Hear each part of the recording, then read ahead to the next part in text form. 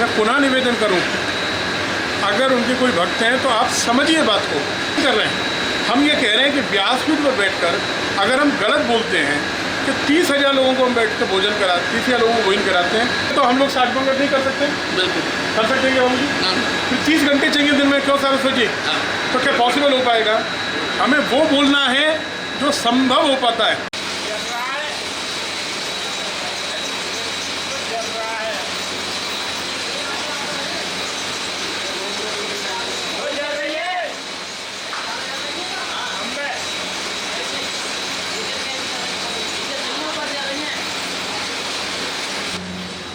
सेवा के क्रम में आज हम आपको एक ऐसी अद्भुत सेवा से परिचय कराने वाले हैं जो आपने कल्पना भी नहीं की होगी। ना इनका वृंदावन में कभी आपने नाम सुना होगा। आप ब्रजभूमि में बार बार आते हैं, ये आवश्यक नहीं कि जो दिखावा नहीं करे और जो प्रचार नहीं करे। बहुत से लोग कहते हैं इनका हमने नाम नहीं सुना इसलिए सेवा नहीं करते हैं। बिना नाम के सेवा कैसे की जाती है वो आपको बताते हैं, और वृंदावन की सबसे बड़ी रसोई से आपका परिचय कराते हैं। वृंदावन में इससे बड़ी तो कोई रसोई होने वाली नहीं है सर।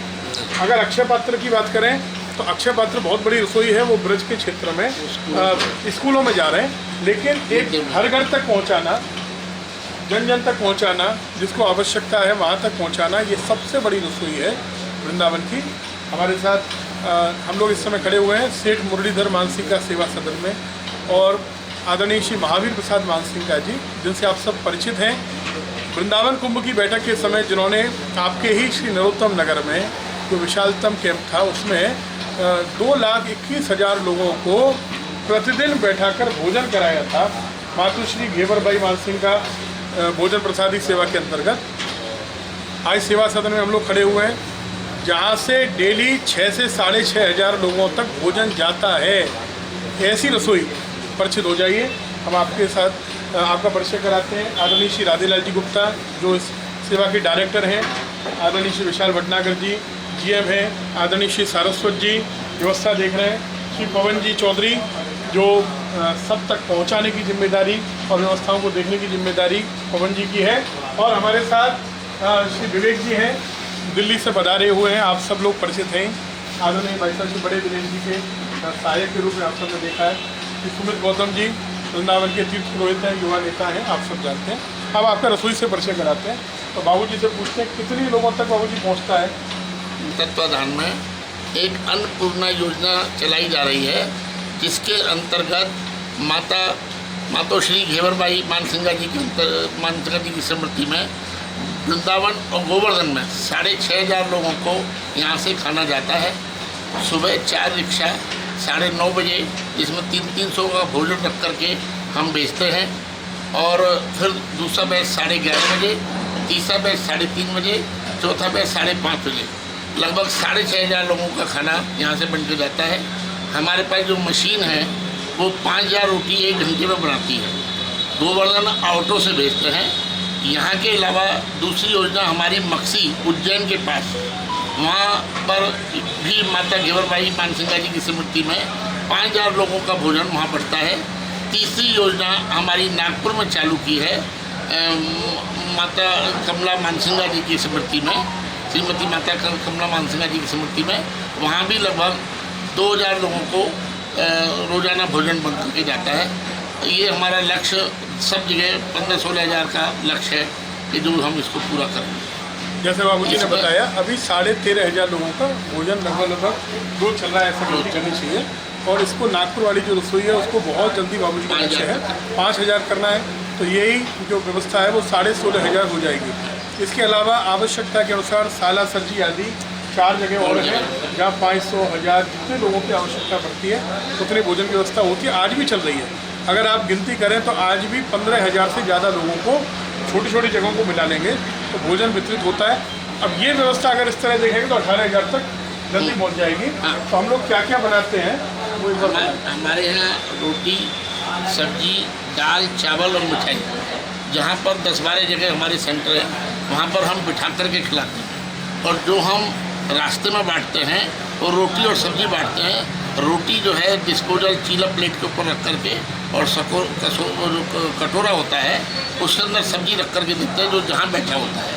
सुबह 9:30 बजे से शुरू हो जाता है और शाम के 5:30 बजे तक ये चलता है।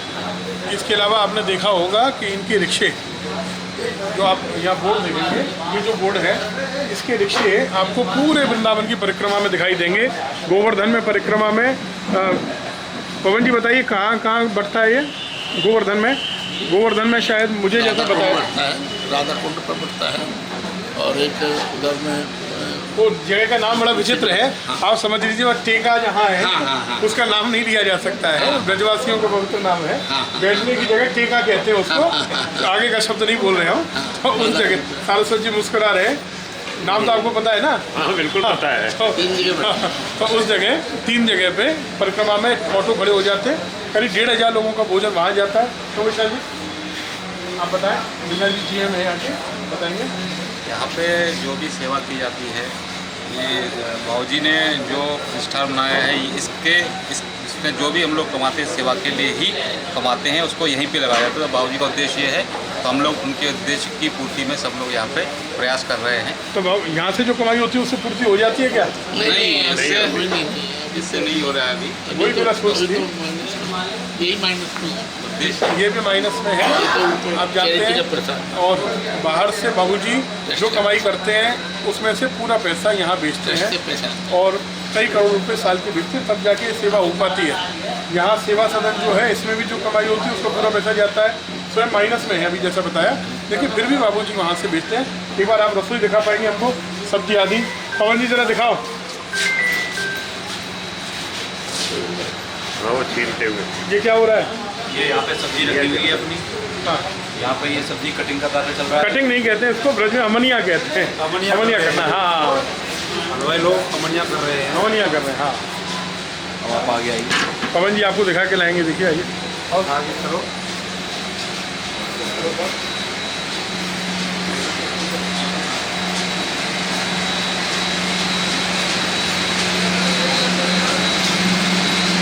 रोटी मशीन है बड़ी, जो कि 1 घंटे में 5000 रोटी निकालती है।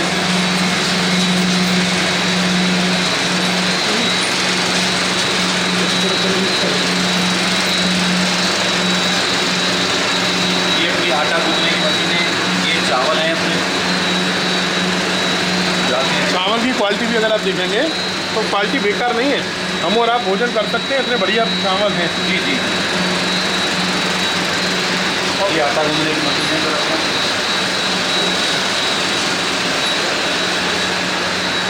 ये अपना रसोईया है, जहाँ पे सब्जियाँ बनती हैं अपनी, सारी सब्जियाँ बनती हैं।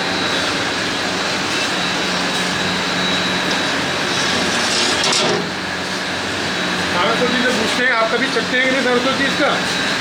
मेरा नाश्ता इसी सब्जी से हो जाता है, चटनी हो जाता है? हाँ बिल्कुल हो जाता है। आनंद आता है। बहुत बढ़िया। लोग रोटी से ज़्यादा हमारी सब्जी को पीते हैं।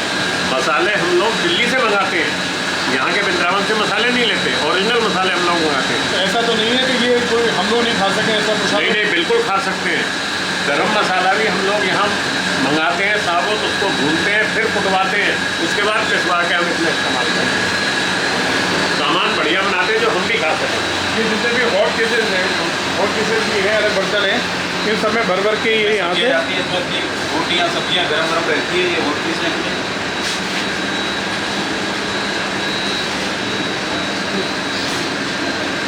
के हिसाब से बोले जाता है। तो आपके हिसाब से एक व्यक्ति पर कितनी रोटी रखते हैं? इसके 5 रोटी की अभी हम लेके चल रहे हैं। हाँ। कोई 4 लेता है, कोई 6 लेता है। हम यहाँ से वजन करके रोटी भेजते हैं। 200 ग्राम एक आदमी के लिए और 200 ग्राम सब्जी, 400 ग्राम एक आदमी के लिए हम भोजन भेजते हैं। मेरा एक और सीधा वो प्रश्न पूरा हो है, जाता है। मेरा एक सीधा प्रश्न, 5000 रोटी पर आवर की आपकी कैपेसिटी है, प्रति घंटे में 5000 रोटी निकलती है। 8 घंटे काम चलता है। 8 घंटे काम चलता है, तब जाके आपकी हाँ, रोटी 1 बनती घंटे बीच में ब्रेक। है। अगर आप मानते हैं कि 6500 लोगों के लिए 5-5 रोटी के हिसाब से करते हैं, तो 32,500 33,000 रोटी कम से कम निकलती है। सीधा एक प्रश्न है, किसी ने कहा मैं उनकी भी बड़ाई करूँगा, वो भोजन कराते हैं, बहुत सेवा करते हैं, मैं विरोध नहीं कर रहा हूँ, मैं एक बात कह रहा हूँ। किसी ने कहा कि हमारी रसोई भारत में 5वें नंबर की रसोई है। हो सकता है, मैं तो कामना करता हूँ पहले नंबर की रसोई है। ठीक बात। उन्होंने कहा कि 30,000 लोगों को हम रोज वृंदावन में भोजन कराते हैं, तो क्या रोटी बनना पॉसिबल है? अगर 5 रोटी भी नहीं गिने, हम गिनते हैं 4 रोटी भी, तो क्या 4 रोटी के लिए भी 1,20,000 रोटी बनेगी? बिल्कुल। तो 5,000 की कैपेसिटी में कितने घंटे लगेंगे सर? देखिए 5,000 की अगर मशीन है तब तो बना नहीं पाएगी। 24 घंटे चलेगी? हाँ, उसके लिए या तो फिर आप बड़ी मशीन में 15,000 रोटी की, हाँ तब आप बना पाएंगे। हाँ 8 घंटे में 1,20,000 बनेंगे। हाँ। लेकिन 5,000 की जो रोटी की मशीन है वो नहीं बना पाएगी, और वो पॉसिबल नहीं। क्या 30,000 लोगों को आपको लगता है कि एक जगह बैठा के नहीं सड़क पे भोजन कराया जा सकता है? हम लोग नहीं करा पाते। हम लोग यहाँ 500-600 लोगों को खाना खिलाते हैं, बाकी सब डिस्ट्रीब्यूशन होता है। जो अंदर जगह, देखिए मैं पुनः निवेदन करूं, अगर उनके कोई भक्त हैं तो आप समझिए बात को। हम किसी का विरोध नहीं कर रहे हैं, हम ये कह रहे हैं कि व्यासपीठ पर बैठकर अगर हम गलत बोलते हैं कि 30,000 लोगों को हम बैठ कर भोजन कराते, 30,000 लोगों को भोजन कराते हैं, सड़क पे अगर हम मान लीजिए 15,000 लोगों को सड़क पे भोजन कराते हैं, अंदर बैठा कर 15,000 लोगों को भोजन कराते हैं। कुंभ में सुबह 10 साढ़े 10 बजे आपकी रसोई शुरू हो जाती थी भोजन की, रात को 10 साढ़े 10 11 बजे तक भी चलती थी, निरंतर चलती रहती थी। बीच बीच में नीचे बैठा के भोजन कराना पड़ता था, तब जाके 7,000 लोगों का एवरेज में आता था भोजन। तो क्या 30,000 लोगों को हम एक कैंपस में बैठा के भोजन करा सकते हैं क्या? पॉसिबल नहीं। 15,000 को कैंपस में करा दिया बैठा के, 15,000 सड़क में बांट दिया, तो क्या 15,000 की भीड़ दिखाई नहीं देगी क्या बाबू? 15,000 की भीड़ सड़क को जाम कर देगी कि नहीं कर देगी? तो और उसके लिए एक बार में मैं कहता हूँ, अगर एक बार में 500 लोगों को बैठा के भोजन कराया जाए तो 30,000 के लिए 60 पंगत चाहिए। एक पंगत के लिए कम से कम 30 से 35 मिनट तो लगेंगे ना। बिल्कुल। अब उसके हिसाब से अगर गिनती करें तो फिर कष्ट हो जाता है ऐसी बातों को सोच के कि एक दिन में तो हम लोग 60 पंगत नहीं कर सकते। बिल्कुल कर सकते हैं क्या बाबू जी? फिर 30 घंटे चाहिए दिन में, क्यों सारा सोचिए? तो क्या पॉसिबल हो पाएगा? हमें वो बोलना है जो संभव हो पाता है। ऐसी संस्थाएं हमारे वृंदावन में हैं जो बिना प्रचार के काम कर रही हैं, और इस रसोई को कभी भी आप आके देख सकते हैं। कभी भी आइए, सेठ मुरलीधर मानसिंह का सेवा सदन रुक्मिणी विहार छठीकरा रोड पर, मेन रोड पर है। कभी भी आकर देखिए कितना भोजन बन रहा है, कितनी रोटी, आप काउंटिंग कर लीजिए ना। आप 7 बजे प्लांट चालू होता है और शाम के 4-5 बजे तक चलता है। 4-5 बजे तक शाम को चलता है। कभी भी आइए, कोई परेशानी तो नहीं, किसी रोकेंगे तो नहीं, कोई आके निरीक्षण करे तो। हाँ, ये होती है रसोई। हम चाहेंगे आप लोग एक बार जरूर आएँ, सेवा सदन की योजनाओं को देखें। सेवा सदन कोई दान नहीं मांगता है, कोई प्रचार नहीं है, कोई बोर्ड नहीं है, कोई रसीद नहीं है, आपसे कुछ मांगा नहीं जा रहा है।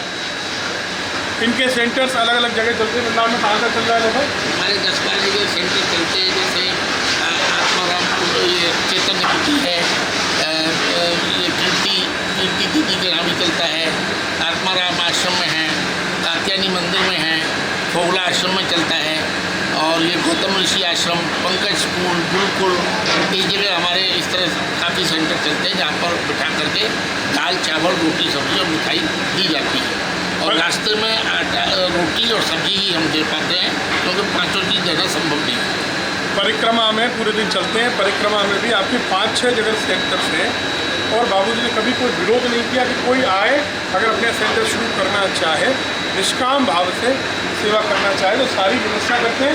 बैठने के लिए कुर्सी टेबल भी देते हैं, सब अपनी देते हैं, सब देते हैं। आप आइए तो कोई अपने आप समझिए तो। तो अब अगर कोई ये कहे कि ब्रजवासी ये कह रहा है कि हम ही करते हैं, तो हम ये बताना चाहते हैं कि मानसिंह जी ब्रज के तो नहीं हैं, राजस्थान के रहने वाले हैं। राधेलाल गुप्ता जी दिल्ली से हैं, हमारे सारस्वत जी आप कहाँ से हैं? तो कहीं ब्रज के तो नहीं है। तो हम बड़ाई जिनकी कर रहे हैं, क्या ब्रजवासी की बड़ाई कर रहा है क्या? नहीं, जो ब्रज में आके सेवा कर रहा है उसकी बड़ाई पहले करेंगे। ब्रजवासी कहते हैं जो विनम्र भाव से सेवा करें वो हमारे लिए परम पूजनीय है। ये आके हमारे लिए कर रहे हैं। आज जो गौ सेवा चल रही है उसमें जो 8 बड़े बड़े शेड बने हैं, 15 जगह सेवा कुछ गोपेश बाबा जी के सानिध्य में चल रही है, उसमें 4 शेड आपने भी बनवाए हैं श्री मानसिंह का चैरिटीज़ के द्वारा, बाबूजी के द्वारा। 2 शेड गोवर्धन में, 2 शेड बरसाने के बाद संकेत में भी है। वहाँ जाके भी आप देख सकते हैं कि सेवा चल रही है कि नहीं। ये लोग हमारे लिए स्तुत्य है, क्योंकि ये ब्रजवासियों के लिए कर रहे हैं, तीर्थ यात्रियों के लिए भी कर रहे हैं। इनके यहाँ ऐसा नहीं है केवल तीर्थ यात्रियों के लिए भोजन है, ब्रजवासियों के घर घर में जाते हैं। जिसके घर में 5 लोगों का भोजन चाहिए, 10 का चाहिए, उनके घर में दे के आते हैं बर्तनों में। तो ऐसी सेवा बिना प्रचार की चल रही है। मैं निवेदन करूँगा एक बार आइए, देखिए, और अगर आप प्रभावित होते हैं तो इस सेवा से आप सबको जुड़ना चाहिए। इतना ही कहने का भाव था। ये अलग अलग सेवाओं से हम आपको परिचित करा रहे हैं, अलग अलग जगह की। ये सेवा का क्रम जारी रहेगा, चलता रहेगा। आप सभी के विचारों का, अच्छे विचारों का समझने के लिए जो तैयार है, उनके विचारों का स्वागत है। राधे राधे।